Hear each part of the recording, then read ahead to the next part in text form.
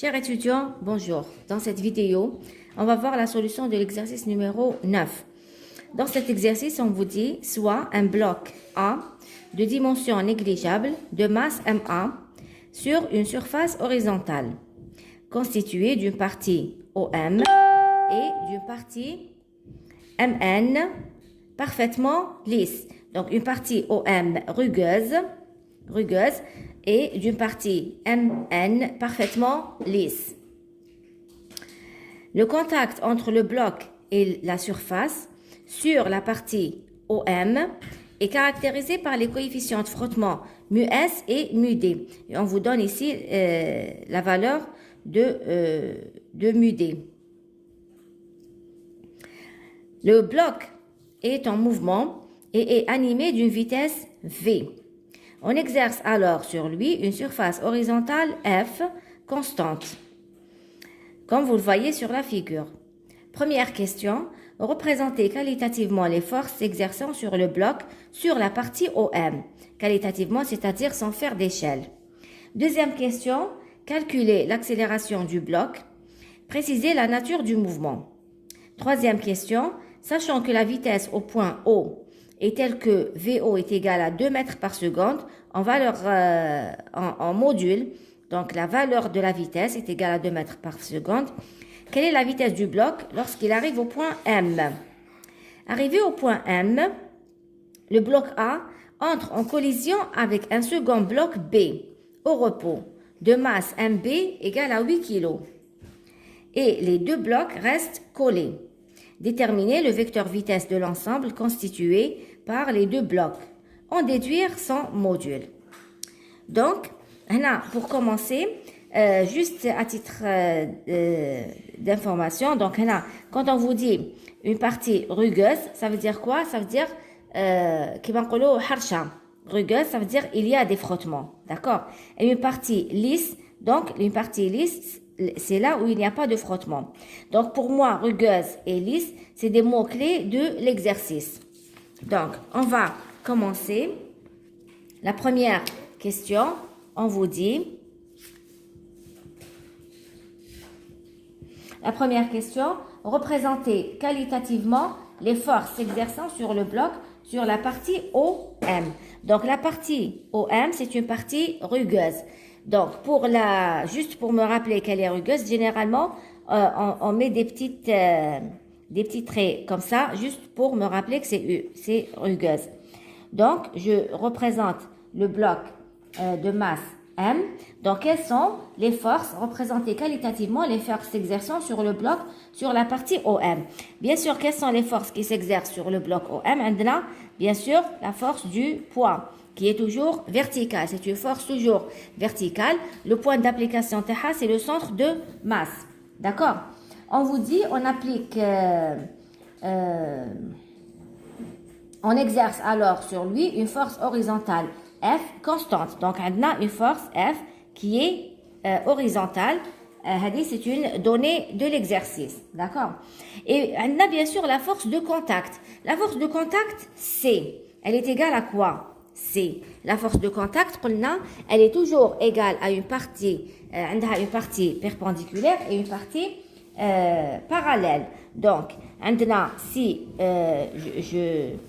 je choisis la partie, l'axe parallèle et l'axe perpendiculaire, donc C, c'est égal à C parallèle plus C perpendiculaire.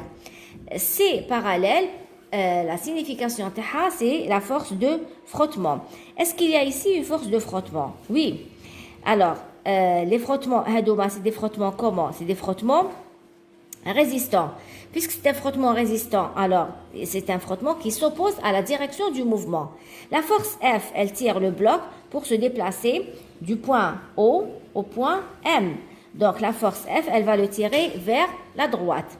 Donc le mouvement, il est dans ce sens, d'accord?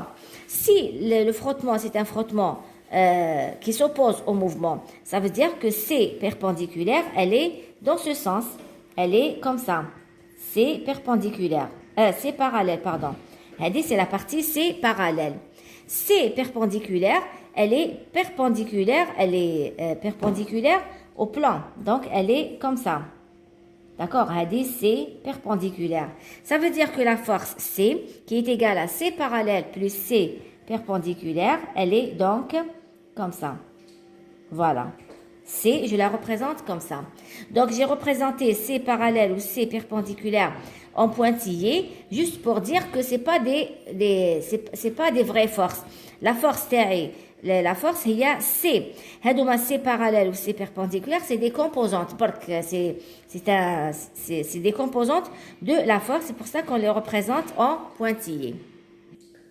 La deuxième question, on vous demande de calculer l'accélération du bloc. Donc, calculer l'accélération. Pour calculer l'accélération du bloc, on va utiliser la relation fondamentale de la dynamique. Donc, la relation fondamentale de la dynamique appliquée au bloc de masse M, qu'est-ce qu'elle me donne? Somme des forces extérieures égale à MA. Quelles sont les forces appliquées au bloc? عندنا P plus C plus F égale MA. D'accord? Donc, si je dois projeter cette équation sur l'axe parallèle et l'axe perpendiculaire, ou là, si vous voulez, l'axe X et l'axe Y, d'accord? Qu'est-ce que j'aurai? Sur l'axe parallèle, qu'est-ce que j'aurai? F moins C parallèle, F moins CX, on va dire, est parallèle ou la X. C'est la même chose, d'accord? Parallèle ou la X, ou la perpendiculaire ou la Y. Donc, F moins CX est égal à M fois A. Et sur l'axe Y, j'aurai donc C, Y moins P est égal à 0. Pourquoi 0? Parce qu'il n'y a pas de mouvement sur l'axe Y. D'accord? Donc, bien sûr, on a dire A, parce qu'il s'agit du bloc A. Donc, del MA. D'accord? Voilà. On vous demande de calculer l'accélération A. Regardez, ça veut dire qu'il est clair que je vais utiliser cette première équation. Parce que hier, il fait l'accélération A. La première équation, F, la valeur taha, elle est égale à 16 newtons. M, c'est une masse, je connais sa valeur. Et donc, il me reste à déterminer Cx. Cx, pour déterminer Cx, je dois utiliser le coefficient de frottement dynamique. Pourquoi dynamique? Parce que le bloc est en mouvement. Donc, mu D est égal à Cx sur Cy. Donc, cela veut dire que Cx est égal à quoi? Est égal à mu D Cy. D'accord? Ou Cy est égal à quoi? Cy, la deuxième équation. Cy est égal à MAG. Cy est égal à P. Ou le P ou MAG. Comme ça, j'ai pu déterminer Cx. Donc, je vais remplacer ici dans la première équation. Donc, j'aurai F moins Cx, il y a mu D, MAG égale MAA. Cela veut dire que l'accélération A est égale à quoi? C'est égal à F moins mu D, MAG sur MA. Donc, il y a l'expression de l'accélération. Si je dois faire une application numérique, ça sera A égale à quoi? Donc, F qui est égal à 16, moins mu D qui n'a pas d'unité, c'est égal à 0,3. MA, c'est égal à 4. G, on vous dit que G est égal à 10 mètres par seconde carré. Et MA qui est égal à 4 kg. Donc, tout calcul fait, vous allez trouver égal à 1 mètre par seconde carré. Voilà. Après, on vous dit préciser la nature du mouvement. Alors, quelle est la nature du mouvement? Puisque A, c'est une constante, ça veut dire que le mouvement est un mouvement rectiligne uniformément accéléré. D'accord? Donc, troisième question. On vous dit, sachant que la vitesse au point O est telle que VO, donc un D, une donnée, VO est égal à 2 mètres par seconde. Quelle est la vitesse du bloc lorsqu'il arrive au point M? Quelle est la vitesse au point M? Là, puisque j'ai calculé l'accélération et je connais la vitesse initiale VO, je vais utiliser l'expression que vous avez l'habitude d'utiliser au lycée. L'équation, elle est mahdoufiyyat zaman. Donc, VM au carré moins VO au carré est égal à quoi? Est égal à 2A fois OM, la distance OM. Cela veut dire que VM au carré est égal à 2A fois OM plus VO au carré. Donc, VM est égal à 2A fois OM plus VO au carré sous la racine. Voilà l'expression de VM. Si je fais une application numérique, ça sera VM égale donc 2 fois A qui est égal à 1, OM qui est égal à 2,5 plus VO qui est égal à 2 mètres par seconde, donc 2 au carré, le tout que je prends sous la racine. Tout calcul fait, et là vous allez trouver 3 mètres par seconde. Donc, j'aurais écrit ici VM, c'est 3 mètres par seconde. La question d'après, la quatrième question, on vous dit, arrivé au point M, le bloc A entre en collision avec un second bloc B. Donc, si je dois représenter ça, donc, avec la partie OM, arrivé là, donc le bloc qui est là, il va trouver un autre bloc, d'accord, de masse MB qui est égal à 8 kg. En principe, je dois le représenter plus grand, mais c'est plus petit. Plus grand, parce que le premier, il fait 4 kg et le deuxième, il fait 8 kg. Donc, هذا le deuxième bloc. Donc, هذا y a 4 kg, le premier bloc, et le deuxième de masse 8 kg. D'accord? Le deuxième bloc de masse 8 kg. On vous dit donc, alors le deuxième bloc, il est au repos. Hein? Le deuxième bloc, il est au repos. Alors, quand il est percuté par le premier bloc, ils vont continuer ensemble leur chemin. Donc, on vous dit, ils rentrent en collision et restent collés. Déterminer le vecteur vitesse de l'ensemble constitué par les deux blocs. En déduire son module. Donc, là, pour déterminer le vecteur vitesse de l'ensemble, je vais utiliser la conservation de la quantité de mouvement. Pourquoi? Parce que le système est isolé. Donc, la quantité de mouvement est conservée. Donc, qu'est-ce que je dois déterminer?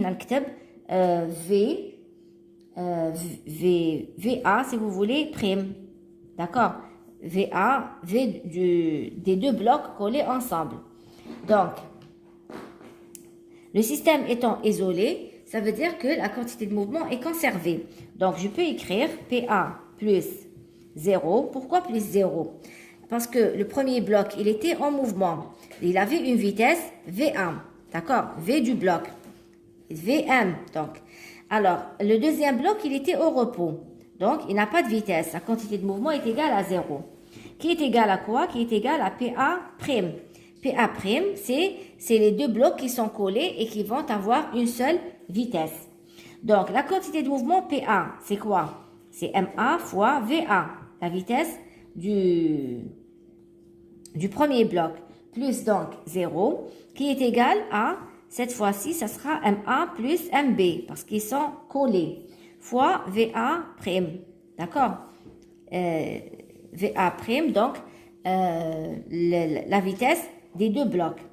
Donc, cela veut dire que VA prime est égal à quoi? C'est égal à MA sur MA plus MB fois VA.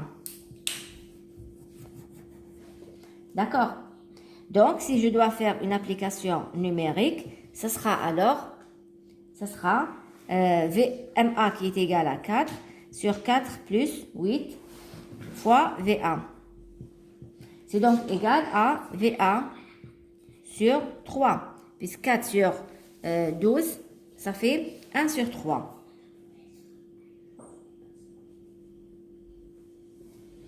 Donc, après, on vous dit, déterminer le vecteur vitesse de l'ensemble constitué par les deux blocs, en déduire son module. Donc, le vecteur VA' a la même direction, donc, a même sens et même direction que le vecteur VA. Et concernant sa valeur, on vous dit on déduire son module. Donc, son module, ça sera égal donc à VA prime qui est égal à VA. Quelle est la valeur de VA? Puisque quand il arrive au point M, il n'y a pas de frottement ici et il continue donc en mouvement rectiligne uniforme. Donc, sa vitesse est égale à 3.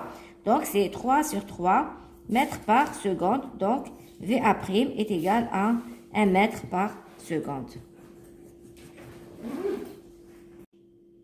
On va faire maintenant l'exercice numéro 10. Dans cet exercice, on vous dit un corps A de masse MA repose sur un corps B de masse MB égale 3 kg.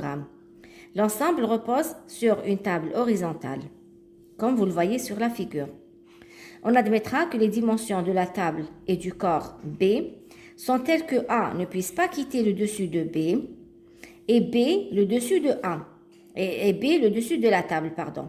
Donc A ne va pas quitter le corps B et B ne peut pas quitter la table dans l'intervalle de temps T entre 0 et 80 secondes. Une force horizontale et de direction fixe, comme vous le voyez sur la figure, variant suivant la loi F de T est égal à alpha T.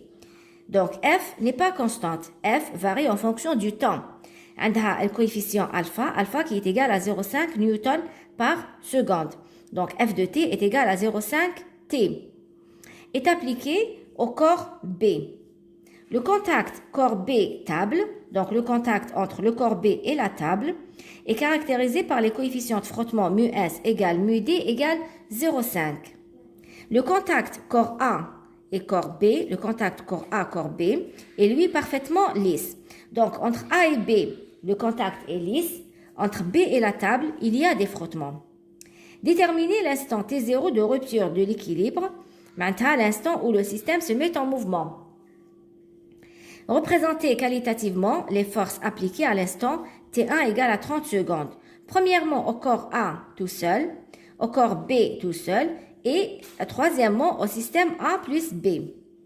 La troisième question, déterminer puis représenter les forces appliquées au corps B tout seul à l'instant T2 égale à 60 secondes. Et on vous donne une échelle, 1 cm c'est 10 newtons.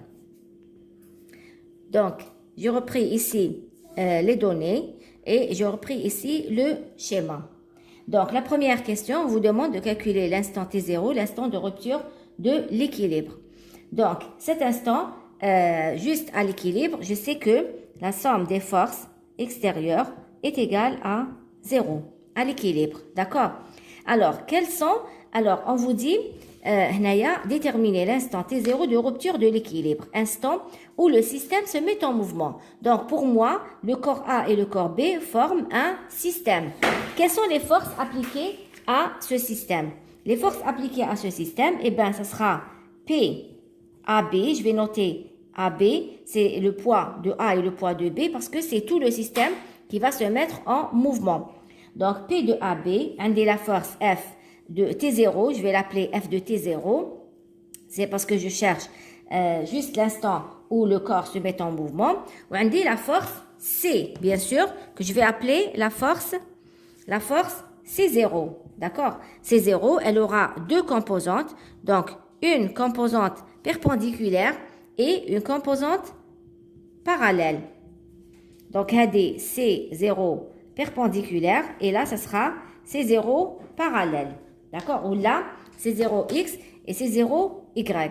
D'accord? Pourquoi j'ai représenté C oblique? Parce qu'on a deux composantes. On a C0Y, C0X et C0Y. Ou là, C0 parallèle ou C0 perpendiculaire. Parce que Kayenne la force de frottement, ça veut dire Kayenne la force, c'est 0 parallèle. Elle n'est pas nulle. Donc, les forces appliquées au système, ça sera quoi? Ça sera P de AB plus C0 plus F de T0 égale à 0. Qu'est-ce que je vais faire maintenant? Je vais projeter sur X et sur Y. D'accord? Sur X et sur Y ou là, sur l'axe parallèle et l'axe perpendiculaire. Donc, sur OX, qu'est-ce que je vais avoir? Si je projette l'équation Hadis, ça sera F de T0 Donc, f de t0 moins c0x égale à 0. D'accord? Donc, on accepte c0x, on accepte c0 parallèle, juste pour que vous sachiez que c'est la même chose. Donc, sur l'axe y, ou là sur l'axe perpendiculaire, ça sera quoi? Ça sera c0y égale à MA plus MBG. Le poids PAB, c'est MA plus MBG.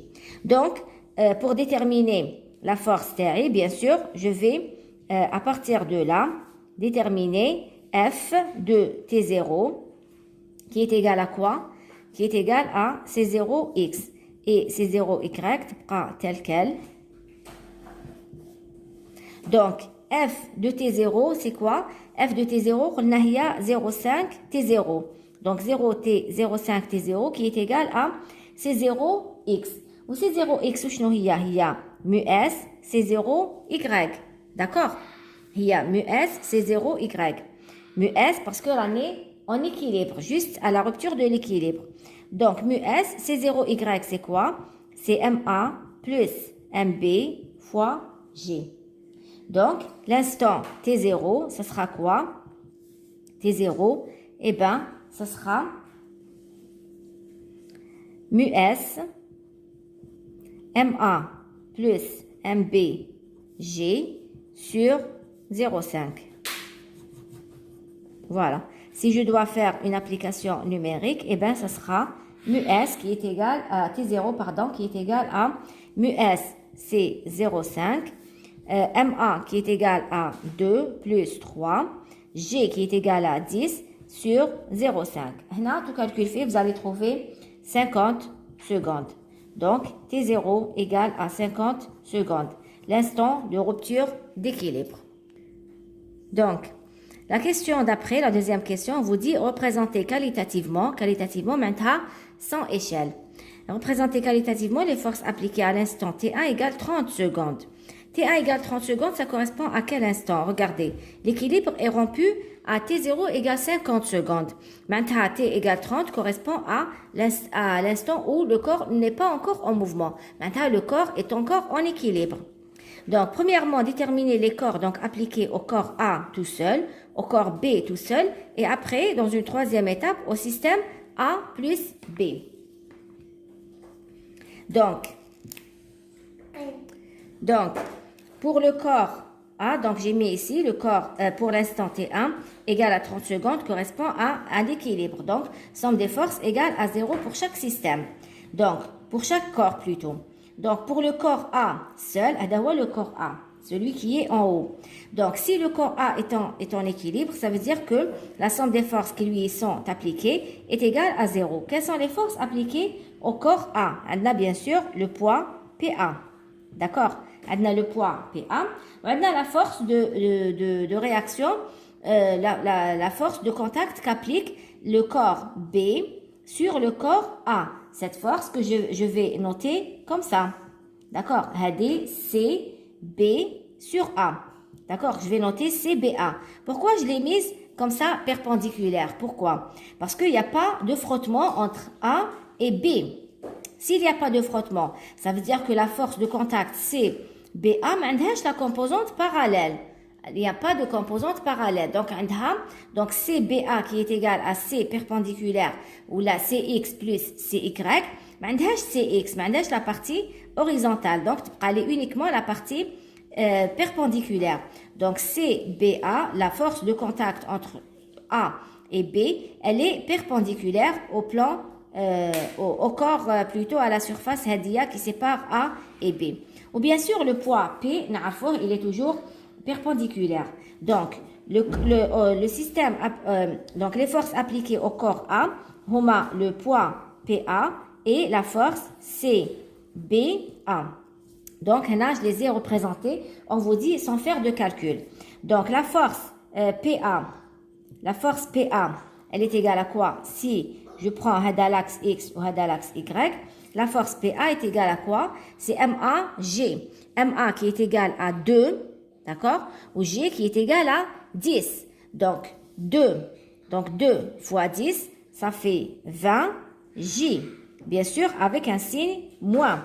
Pourquoi j'ai mis le signe moins? Parce que le poids P, il est dans le sens inverse à l'axe que j'ai choisi. D'accord? Donc, PA est égal à moins 20 J. Maintenant, la force CBA est égale à quoi? Est égale, donc, elle est positive, elle est suivant l'axe J. Et elle est égale à quoi? Puisque CBA, puisque le corps A est en équilibre, ça veut dire que la somme des forces qui lui sont appliquées est égale à 0. Quelles sont les forces Hadouma? C'est CBA plus PA égale à 0. Ça veut dire que CBA est égal à PA.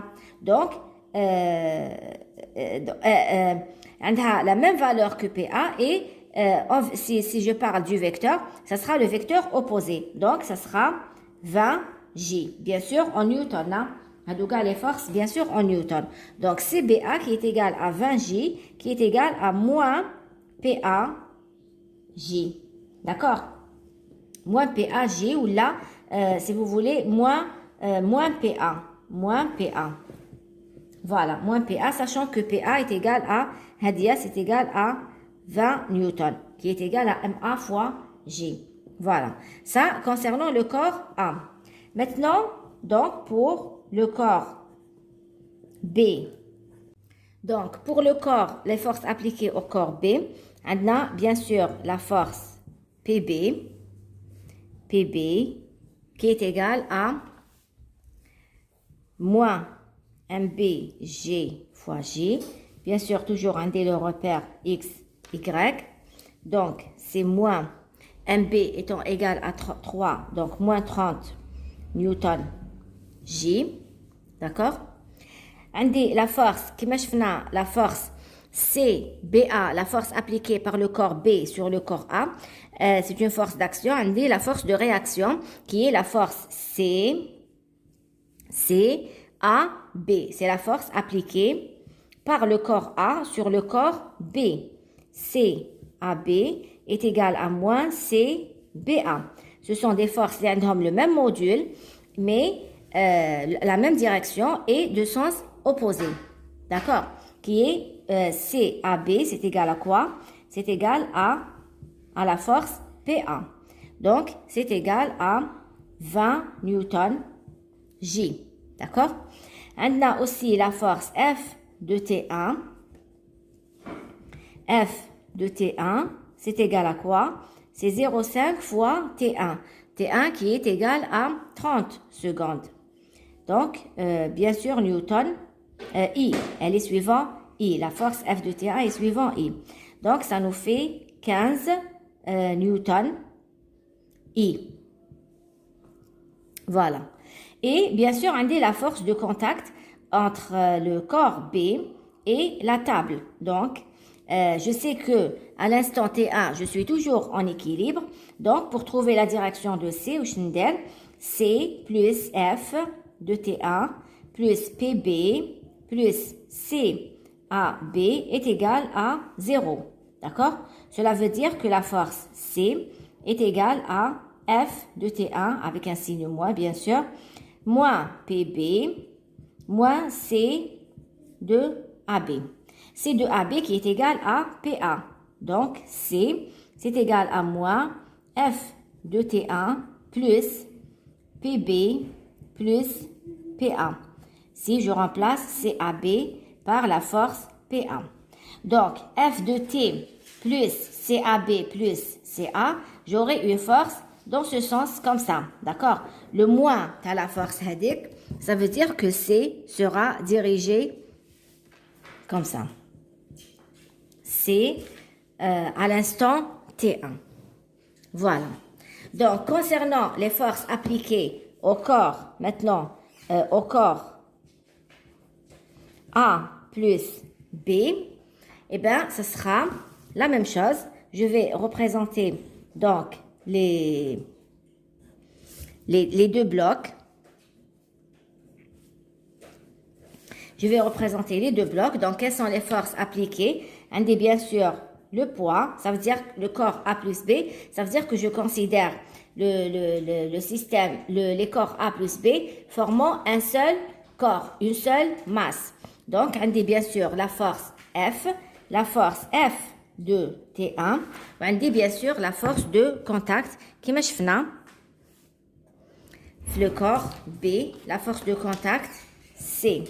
Donc le corps, le poids P, c'est égal à MA plus MB fois G.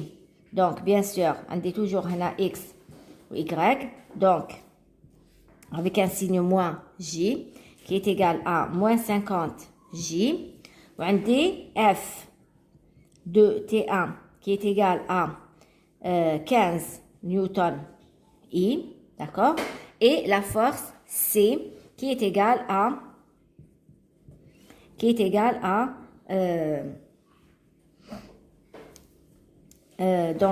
moins F de T1 plus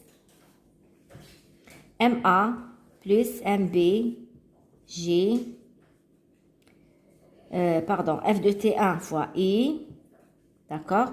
Donc, non, on a كتبتها en vecteur. Pardon, là, en vecteur, donc c'est pas la peine de préciser le vecteur unitaire parce que on a كتبتها en vecteur. Donc, plus MA plus MB J fois J. Voilà. Elle sera représentée comme ça. Pour la troisième question, on vous dit déterminer puis représenter les forces appliquées au corps B tout seul à l'instant T2 égale à 60 secondes. Regardez, T2 égale à 60 secondes, ça correspond à quelle étape? Ça correspond à l'étape de mouvement parce que l'étape, l'équilibre, classe, T égale 50 secondes. C'est ce qu'on a trouvé tout à l'heure. Donc, T2 égale à 60 secondes correspond au mouvement du corps B. D'accord? Mais il faut faire attention que le corps B, il va glisser tout seul. Ça veut dire que le corps A, il va rester en équilibre par rapport au corps B. Pourquoi? Parce que le corps A, il est soumis à quelle force? Il est soumis, tout à l'heure, le corps A est soumis aux forces PA et CBA. Donc, un équilibre. PA plus CBA est égal à 0. Puisqu'il est en équilibre, donc il va rester au repos. Il n'est pas entraîné avec B. Parce qu'il est soumis uniquement, je répète, aux forces PA et CBA. Donc, lorsque donc on va dire à T2 égale 60 secondes, le corps B glisse sur le sol. D'accord? Donc, si j'applique les forces appliquées au corps B, les forces appliquées au corps B, c'est quoi? C'est PB qui est égal à MB G fois J, bien sûr avec un signe moins, parce que J dans le sens inverse, donc ça sera moins 30 J. Et bien sûr, on dit la force. La force, donc il est C A B, donc on a C A B qui est égal à moins CBA, qui est égal à PA, qui est égal à 20 J. Donc, la force appliquée, c'est moins 20 J. Voilà. On dit F2 qui est égal à 0,5 fois T2 I. Donc, ça sera 0,5 fois T2. T2, c'est égal à 60 I. Donc, c'est égal à 30 newton I. D'accord? On dit bien sûr la force de contact C. Donc, si j'applique la relation fondamentale de la dynamique, sur le corps B, qu'est-ce que je vais écrire? Je vais écrire PB plus CBA plus F2 plus C est égal à MA. D'accord? Est égal à MA. Donc, si je vais projeter sur OX et sur OY la relation HD, qu'est-ce que je vais avoir? F de T2 moins CX égale à MA. D'accord? Bien sûr, là, vous allez me dire quelle masse? Bien sûr, il s'agit de MA plus MB. M étant égal à MA plus MB. Donc, sur Y, par rapport à Y, j'aurai donc moins MBG, moins MAG, parce que عندي PA ou هدية CBA, c'est la force. Si je reprends le schéma ici,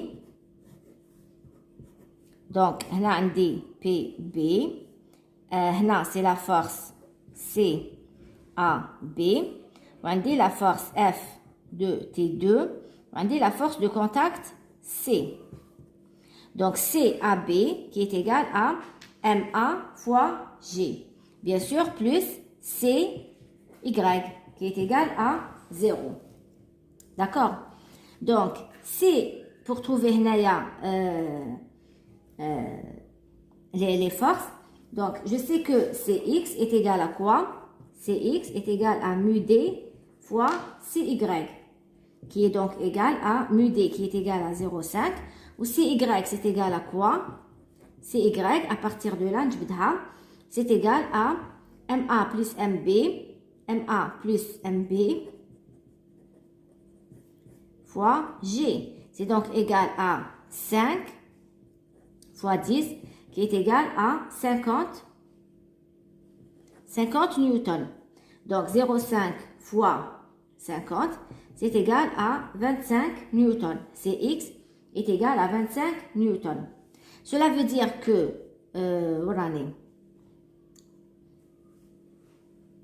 voilà, cela veut dire que C, si je dois trouver C, c'est égal à quoi? Donc, c'est Cx au carré plus Cy au carré sous la racine. Donc, ça sera Cx, c'est 25 au carré plus 50 au carré sous la racine. Tout calcul fait, là, vous allez trouver 55,9 newtons. Voilà. On vous demande de déterminer puis représenter les forces. Donc, on va les représenter suivant donc l'échelle qu'on vous donne. 1 cm est égal à 10 newtons. Donc, 1 cm, donc la force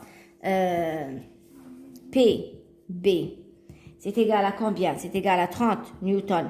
Elle sera représentée par 3 cm. Le calcul est simple, puisque 1 cm représente 10 newtons.